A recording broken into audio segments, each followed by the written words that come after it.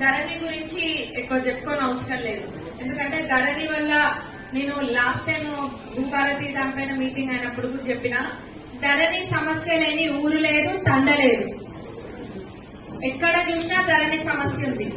మరి ప్రభుత్వాలు ఏదైనా తీసుకొస్తే ప్రజలకి మేలు జరిగేటట్టుగా తీసుకురావాలి కానీ మరి ఆ ధరణిని ఎట్లా తీసుకొచ్చిందో దాని ద్వారా జనాలు ఎంత ఇబ్బంది పడ్డారో అన్నది అది మీకే బాగా తెలుసు. సమస్యల గురించి వస్తూ ఉంటారు. ఇంకా తలలు బాగా కొట్టుకునే స్థాయికి కూడా ఈ పంచాయతీలు చేరినాయి, ప్రాణాలు తీసే స్థాయికి కూడా ఈ పంచాయతీలు చేరినాయి.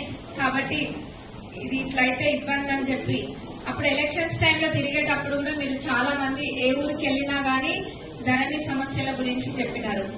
ఇది చాలా ఇబ్బందికరమైన సమస్య. కాబట్టి కాంగ్రెస్ ప్రభుత్వం అధికారంలోకి వచ్చినాక మరి భూమి ఎవరైనా భూమి అంటే ఏదో ఉత్తగా ఏదో ఒక వస్తువో లేకపోతే ఏదో కాదు. ఆ భూమి పైన మనకి ఒక అన్ని కనెక్షన్ ఉంటది. అంటే ఒక ప్రేమ పెంచుకుంటాం భూమి పైన. భూమి అంటే మన దాంట్లో మన భూమి మనకు కాకుండా పోతుంది అన్నప్పుడు ఆ బాధ చెప్పలేని బాధ.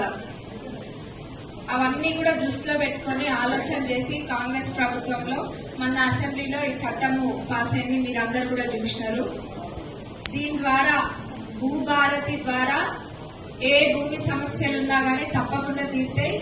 ఇందాక చెప్పినారు, కలెక్టర్ గారు కూడా చెప్పినారు, ఏ విలేజ్ లో ఉన్న వాళ్ళ సమస్య వాళ్ళకే తెలుస్తుంది. అంతే కదా, మీ ఊర్లో ఏమైతుంది అన్నది ఎంతటి నుంచి ఏమైతుంది అన్న దానిపైన ఊరు వాళ్ళకి ఎక్కువగా అవగాహన ఉంటది. అందుకు ఇప్పుడు ఈ రెవెన్యూ తరఫున కూడా ఏ ఊర్లో ఏవి అవుతుంది అన్నది అబ్జర్వ్ చేయడానికి కూడా ఆఫీసర్స్ ఉంటారు. సులువుగా ఇవన్నీ కూడా జరుగుతాయి.